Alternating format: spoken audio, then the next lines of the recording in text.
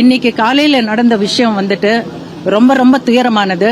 ஏன்னா இது ஏற்கனவே 1.5 வருஷத்துக்கு முன்னாடி அத்தனை அவதூறுகளும் நீதிமன்றத்தில் இருக்கு.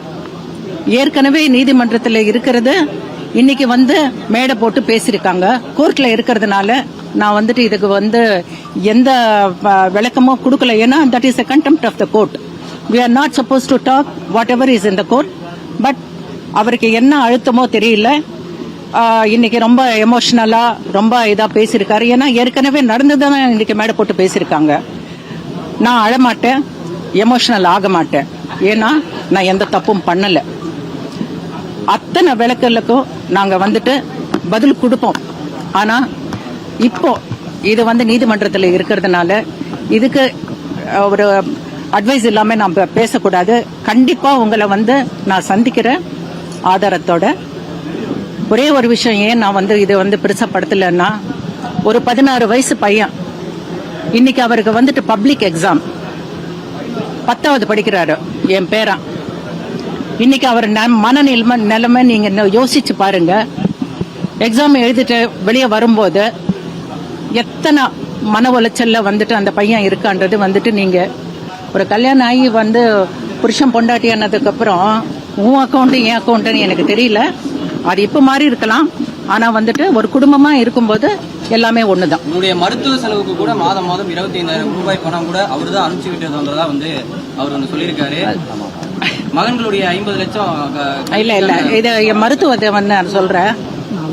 அதாவது அந்த மாதிரி ஒரு நடக்கல. இருந்தாலும் அப்படி பண்ணா ஒரு மாப்பிள்ளையா அவர் கடமை அவர் செஞ்சிருக்காருன்னு தான் நினைக்கிறேன். 2வது மகள் அவருடைய மருமகன் அவரையும் கூப்பிட்டு வச்சு இவர் தப்பிச்சு வந்துட்டாரு, இவர் டைவர்ஸ் வாங்கிட்டாரு அப்படின்ற மாதிரி சொல்லியிருக்காரு.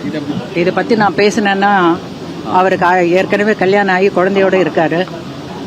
இன்னொரு பொண்ணு வாழ்க்கையை நான் இது பண்ணதா இல்ல.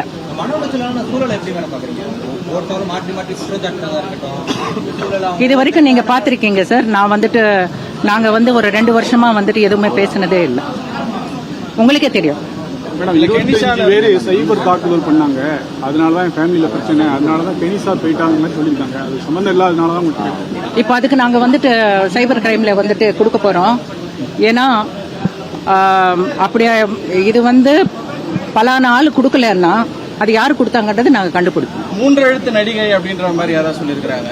இல்ல மகன்களுக்காக தான் நான் உயிரோடயே இருக்கேன். ஆனா அந்த அப்படிப்பட்ட மகன்களே எல்லா பேரண்ட்ஸும் அதுக்காக தான் இருக்காங்க. நானும் என் பிள்ளைங்க பொண்ணுங்களுக்காக தான் நான் இருக்கேன். நான் பெத்த பொண்ணுங்களை நான் பாத்துக்கிறேன். அவங்கவுங்க பெத்த பசங்களை அவங்க பாத்துக்கணும்ன்றது பொறுப்பேத்துக்கணும். அவங்களோட வாழ்வாதாரத்தை பார்க்கணும்ன்றது. கடைசியா சேர்ந்து அவங்களோட பசங்களை எப்ப பார்த்தாங்க?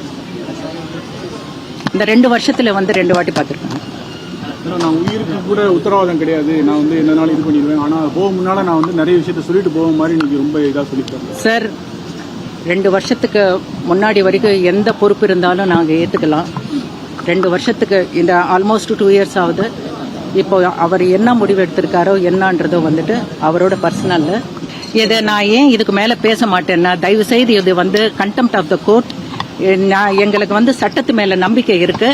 கண்டிப்பா சட்டம் தன் கடமை செய்யும்.